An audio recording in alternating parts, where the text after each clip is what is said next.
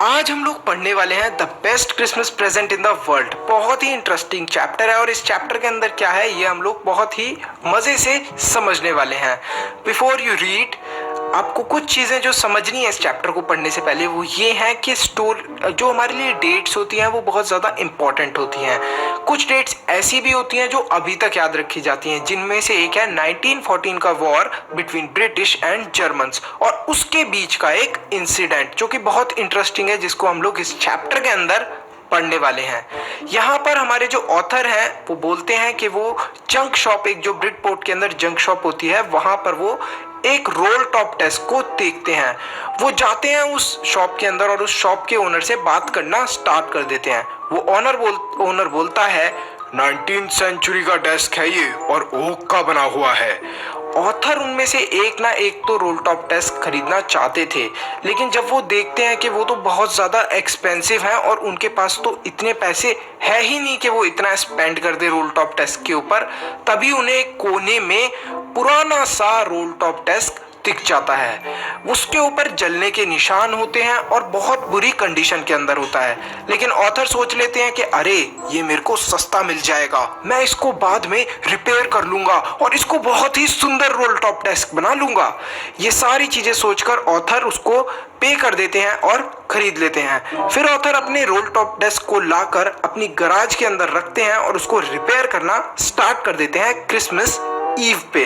Christmas ewe का मतलब होता है क्रिसमस की इवनिंग, और वो रोल टॉप डेस्क को कंप्लीटली सारी चीजें उसकी खोल लेते हैं पहले रिपेयर करने से पहले, और जब वो ड्रॉर्स को निकालना स्टार्ट करते हैं तब वो ये देखते हैं कि जो लास्ट वाला ड्रॉर है वो निकल ही नहीं रहा है। अब ये जो रोल टॉप डेस्क था ये इतनी बुरी कंडीशन के अंदर था कि जो इसके ऊपर विनिर होती है, veneer is something which is thin layer, जो एक thin layer decorative thin layer जो लगी होती है वुड के ऊपर, वो भी हट गई थी इसकी, इतनी बुरी कंडीशन के अंदर था। ऑथर जब खोलने की कोशिश करते हैं थर्ड वाली ड्रॉर को, तो वो पूरी कोशिश करते रहते हैं, पूरी पावर लगा देते हैं, लेकिन वो फिर नहीं खुलता। फिर ऑथर कहते हैं कि अब मैं आराम से तो इसको खुल नहीं रही है, तो अब मैं इसके ऊपर ब्रूट फोर्स लगाने वाला हूँ, अपनी पूरी शक्ति लगाने वाला हूँ, और ऑथर पूरी शक्ति से उसको पीछे से धक्का देते हैं और वो ड्रॉर खुल जाता है। जब वो ड्रॉर खुलता है तो उसके अंदर एक और ड्रॉर प्रेजेंट होता है जो कि एक सीक्रेट ड्रॉर होता है। ऑथर इस चीज को देखकर बहुत ज्यादा अमेज हो जाते हैं। वो बोलते हैं अरे क्या पता इसके अंदर खजाना हो, लेकिन जब वो उसको देखते हैं तो उसके अंदर निकलता है एक लेटर। उस लेटर के अंदर ये लिखा होता है कि ये जो लेटर है ये जनवरी 25, 1915 के अंदर लिखा गया था। और ऑथर ये सारी चीजें देखकर सोचते हैं अरे यार मेरी तो किस्मत ही खराब है, खजाना नहीं मिला मेरे को लेकिन एक लेटर मिल गया। और उनको ये लगता है कि किसी का लेटर पढ़ना तो गलत बात है, लेकिन फिर भी वो इतने ज्यादा एक्साइटेड होते हैं जानने के लिए कि आखिर इस लेटर के अंदर लिखा क्या है, तो वो फटाफट उस लेटर को रीड करना स्टार्ट कर देते हैं। और वो एक एड्रेस को देखते हैं और जब वो अंदर देखते हैं लेटर के, तो उसके ऊपर लिखा होता है डियरेस्ट कॉनी। ये सारी चीजें देखकर हमें एक चीज समझ में आ जाती है कि जो जिम मैकफर्शन है वो इस स्टोरी के मेन करेक्टर होने वाले हैं, और जो कॉनी है वो उनकी वाइफ है। और एक और करेक्टर है जिसके बारे में मैं आपको बता देता हूँ, वो है हैंस वुल्फ। अब इन तीनों के बारे में हम लोग पहले जान लेते हैं। जो जिम मैकफर्शन होते हैं ये एक टीचर होते हैं, बहुत ज़्यादा अच्छे टीचर होते हैं, बहुत ब्रेव होते हैं, बहुत ही करेजियस होते हैं, बहुत ही अच्छे दिल के इंसान होते हैं, लेकिन ये वॉर पर चले जाते हैं अपनी आर्मी के साथ। ये अपनी आर्मी के लीडर होते हैं, यहाँ पर ये बताया गया है। जो कॉनी होती है वो उनकी वाइफ होती है, बहुत ही अच्छी होती है, और उसको वो लेटर लिखते हैं क्रिसमस के दिन, जिसके बारे में हम लोग अभी डिटेल में पढ़ने वाले हैं। और यहाँ पर हैंस वुल्फ होते हैं दूसरी आर्मी के लीडर, जर्मन आर्मी के लीडर होते हैं हैंस वुल्फ। और हैंस वुल्फ क्या होते हैं, हैंस वुल्फ एक ऑर्केस्ट्रा के अंदर काम करते हैं एज अ सेलो। सेलो क्या होता है, जैसे हम लोगों का गिटार होता है, इसी टाइप से एक इंस्ट्रूमेंट होता है जिसको वो बजाया करते थे। अब ये जो सारी चीजें हैं तुम्हें पता चल गई। अब स्टार्ट करते हैं स्टोरी का मेन पार्ट। यहाँ पर वो कॉनी को एक अपना जो क्रिसमस वाला इंसिडेंट होता है उसके बारे में डिस्क्राइब करना स्टार्ट करते हैं। बोलते हैं मैं यहाँ पर बहुत अच्छे से रह रहा हूँ, मैं बहुत खुश हूँ, लेकिन आज एक इतनी अमेजिंग चीज चीज हुई जिसके बारे में मैं तुम्हें बताना चाहता हूँ। मैं अभी भी सरप्राइज हूँ कि क्या वो कोई सपना था या फिर सच था, क्या ऐसा सच में हुआ था। तो ये सारी चीजें जिम मैकफर्शन बताते हैं कॉनी को। धीरे धीरे करके वो बताना स्टार्ट करते हैं कि जब क्रिसमस की मॉर्निंग होती है तब वो देखते हैं कि दूसरी साइड से, मतलब फ्रिट्ज की साइड से उनको आवाज आती है। फ्रिट्ज कौन होते हैं? फ्रिट्ज होते हैं हमारे जर्मन सोल्जर की, जो भी जर्मन सोल्जर्स होते हैं उनका एक कॉमन नाम रखा हुआ होता है, मतलब जनरली उनको क्या बुलाते हैं? फ्रिट्ज। जैसे क्लास 7th के बच्चों को जनरली क्या बुलाते हैं? ये बच्चा क्लास 7th का है, लेकिन उसका नाम भी होता है, लेकिन ऐसे ही जनरली उन्होंने नाम रखा होता है जर्मन सोल्जर्स का, फ्रिट्ज। और जो हमारे ब्रिटिश सोल्जर्स होते हैं उनका नाम क्या रखा हुआ होता है? टॉमी। किन किन लोगों ने रखा होता है? जर्मन्स वालों ने उनका नाम टॉमी रखा हुआ होता है। वहां से आवाज आती है फ्रिट्ज की साइड से कि happy Christmas Tommy, happy Christmas Tommy. तो वो यहाँ पर टॉमी क्या बोल रहे हैं? टॉमी मतलब किसको इंडिकेट कर रहे हैं? हैप्पी मैरी क्रिसमस या फिर happy Christmas to to British army. यहाँ पर वो ये बोलना चाह रहे हैं। ये सारी चीजें देखकर बहुत ज्यादा वो सरप्राइज हो जाते हैं। Power to think, create, solve problem. जरूर कोई ना कोई चाल है, क्योंकि उनके जो सोल्जर्स होते हैं वो उनकी तरफ बढ़ रहे होते हैं। काफी ज्यादा डर जाते हैं यहाँ पर ब्रिटिश आर्मी वाले।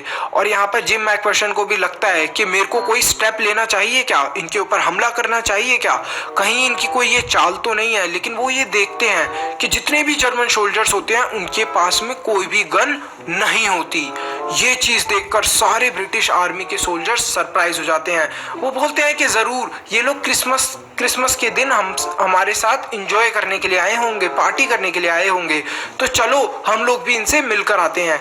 ये सारी चीजें होती हैं और सारे सोल्जर्स उनसे मिलने के लिए चले जाते हैं। तभी जिम मैकफर्शन बैठे बैठे सोच रहे होते हैं, कहीं कोई मैंने गलत डिसीजन तो नहीं ले लिया जो लोगों को जाने दिया, हमारे सोल्जर्स को जाने दिया, कहीं ये कोई जर्मन्स की चाल तो नहीं, कहीं वो हमारे ऊपर हमला ना कर दें।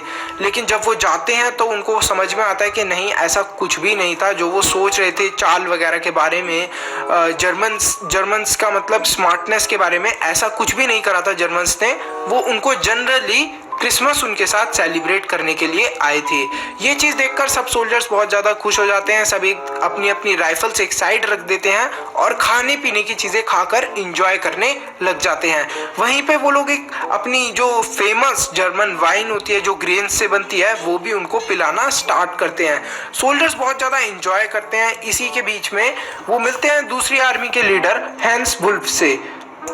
जब जिम मैकफर्शन मिलते हैं हैंस वुल्फ से, तो हैंस वुल्फ जो होते हैं वो एक दूसरे से बात करने लग जाते हैं, खाने पीने लग जाते हैं और एंजॉय करने लग जाते हैं। हैंस वुल्फ और उनके बीच में डिस्कशन चल रहा होता है कि कितना अच्छा हो अगर ऐसे ही शांति से सारी चीज़ें निपट जाएं और अगर हम लोग जो भी वॉर है वो गेम्स के थ्रू निपटा लें।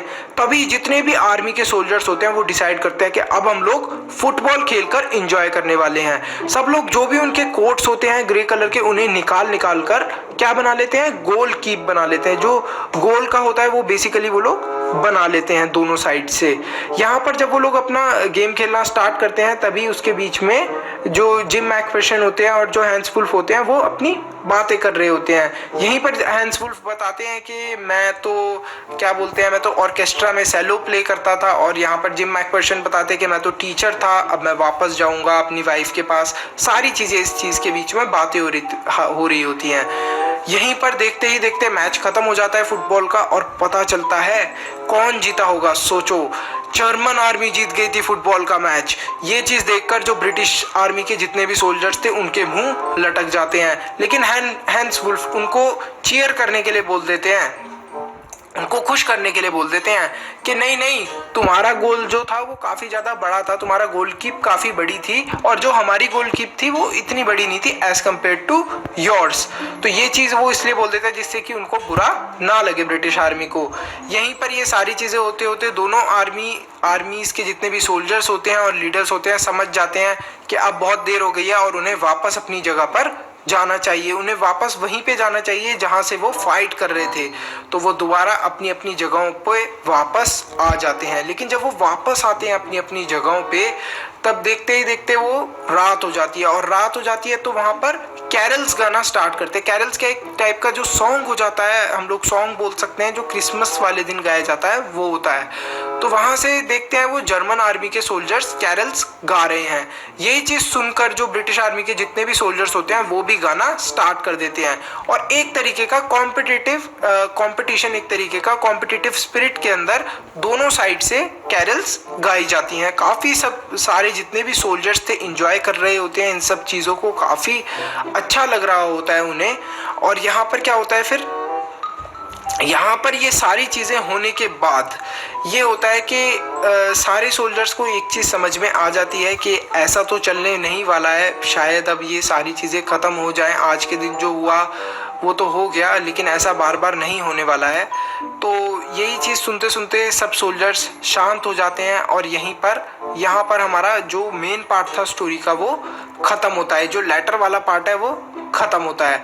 यहाँ पर अब ये भी बताते हैं जिम मैकफर्शन के ये जो क्रिसमस है, अगले साल जब मैं क्रिसमस सेलिब्रेट करूंगा तो शायद जो ये वॉर है इसकी सारी मेरे पास बैड मेमोरीज होंगी। सबसे टेरेबल जो मेरी ज़िंदगी के भयानक जो मेमोरीज रहेंगी वो वॉर की रहेंगी। ये सारी चीज़ें वो बोलते बोलते ये भी बोलते हैं कि जो दोनों साइड की आर्मीज़ हैं वो दोनों साइड की आर्मी शांति चाहती हैं, लड़ाई नहीं चाहती। ये कैसे पता चलता है, ये कैसे आइडिया लगाते हैं हमारे जिम मैकफर्शन, ये ऐसे आइडिया लगाते हैं क्योंकि जब क्रिसमस वाले दिन दोनों आर्मीज एंजॉय कर रही थी तो उसी चीज़ से समझ में आता है कि लड़ाई और जंग कोई नहीं चाहती थी दोनों आर्मीज में से। और वो ये प्रे करते हैं कि बहुत ही जल्द हम लोग एक साथ हो जाएंगे। उस लेटर को दोबारा एनवलप के अंदर डालकर और वो एड्रेस पर उस लेटर को दे के आने की कोशिश करते हैं। जब वो उस एड्रेस पे पहुंचते हैं तब उनको पता लगता है आसपास नेबर से कि कॉनी के घर में तो आग लग गई थी और कॉनी अब बहुत ज़्यादा बुढ़ी भी हो गई हैं। तो ऑथर पूछते हैं उनके नेबर से कि आप कहाँ पर मिलेंगी कॉनी, तो वो This is the first class that's में से, और वो ये प्रे करते हैं कि बहुत ही जल्द हम लोग एक साथ हो जाएंगे। उस लेटर को दोबारा एनवलप के अंदर डालकर और वो एड्रेस पर उस लेटर को दे के आने की कोशिश करते हैं। जब वो उस एड्रेस पे पहुंचते हैं तब उनको पता लगता है आसपास नेबर से कि कॉनी के घर में तो आग लग गई थी और कॉनी अब बहुत ज़्यादा बुढ़ी भी हो गई हैं। तो ऑथर पूछते हैं उनके नेबर से कि आप कहाँ पर मिलेंगी कॉनी, तो वो उनको ये बताते हैं कि कॉनी मिलेंगी उनको एक नर्सिंग होम के अंदर। वहां पर ऑथर पहुंच जाते हैं लेटर को लेकर। कॉनी जैसे ही उस लेटर को देखती है वो बहुत ज़्यादा खुश हो जाती हैं और वो बोलती हैं कि ये तो मेरे क्रिसमस का सबसे बेस्ट गिफ्ट था। हालांकि उन्हें ये लेटर पहले ही मिल चुका था, लेकिन आग लगने की वजह से जो उनका कुछ फर्नीचर था वो लोगों ने, जो भी उनके नेबरहुड के लोग थे, उन्होंने सेल कर दिया होगा, इस वजह से वो मिस हो गया था। लेकिन अब जब उनको वो लेटर दोबारा मिलता है तो वो बहुत ज़्यादा खुश हो जाती हैं। यहीं पर ये स्टोरी हमारी ख़त्म होती है। बहुत ही इंटरेस्टिंग हमारी ये स्टोरी थी और थैंक्स फॉर वॉचिंग। आप लोग लाइक, सब्सक्राइब और शेयर करें और कंप्लीट